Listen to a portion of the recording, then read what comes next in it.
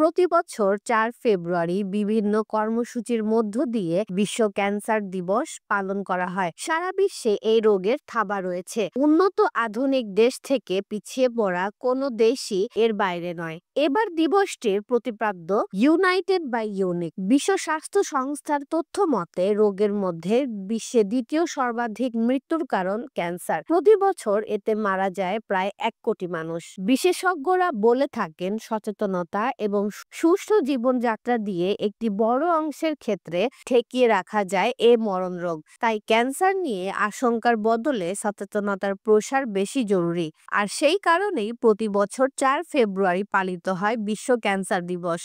চিকিৎসকরা মনে করেন নিয়মিত পরীক্ষা নিরীক্ষার মাধ্যমে ক্যান্সার তাড়াতাড়ি ধরা পড়ে এবং সেক্ষেত্রে চিকিৎসা সহজ হয়। ক্যান্সার দিবস সারা বিশ্বে union for international cancer control নামক একটি বেসরকারি সংস্থার নেতৃত্বে উদযাপন করা হয়, যা পূর্বে ক্যান্সারের বিরুদ্ধে আন্তর্জাতিক ইউনিয়ন নামে পরিচিত ছিল।